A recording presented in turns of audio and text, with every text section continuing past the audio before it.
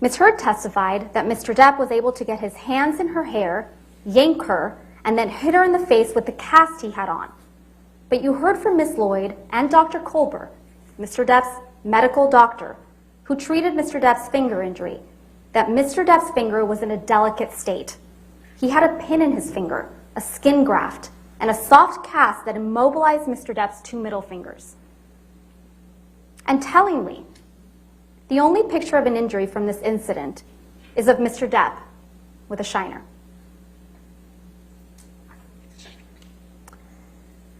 And then we have May 21st, 2016. Ms. Heard testified that Mr. Depp threw a phone at her face, causing a visible injury. Ms. Heard has shown you pictures she claims to show this injury.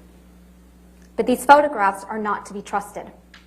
You heard from Mr. Neumeister that, like many of the photographs Ms. Heard has presented in this case, these photos were stored in a photo editing application. And these photos show signs of manipulation. These two photographs were taken at the exact same time and have the exact same file name. But they are visually different.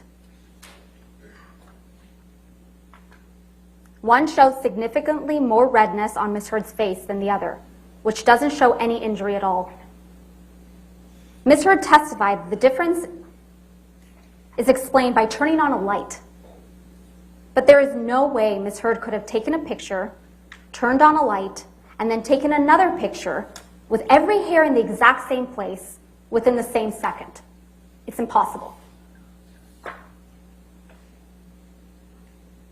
Moreover, you heard from multiple witnesses, including Officer Melissa Sines, Officer Tyler Haddon, and Officer William Gatlin, Isaac Baruch, Alejandro Romero, who saw Ms. Heard on or after May 21st and saw no injuries to her face before she showed up to that courthouse with a mark on May 27th. And the very next day, after Ms. Heard walked into court with what appeared to be a bruise on her face to obtain a domestic violence restraining order against Mr. Depp, Ms. Heard was photographed laughing with her best friend, fresh-faced, with no bruise on her face.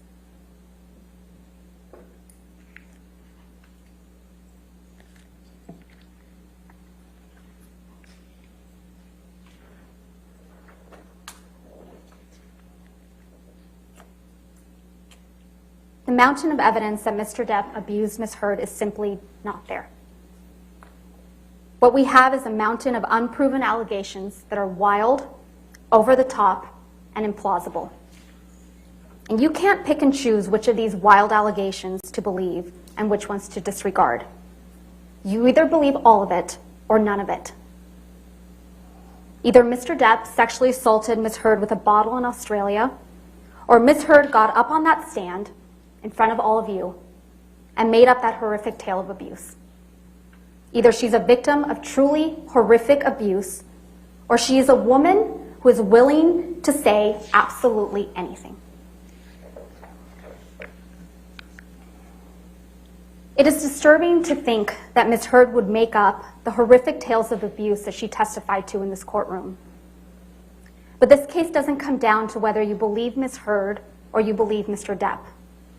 This case comes down to whether you believe Ms. Heard or you believe Mr. Depp, Christy Dombrowski, Sean Bett, Malcolm Connolly,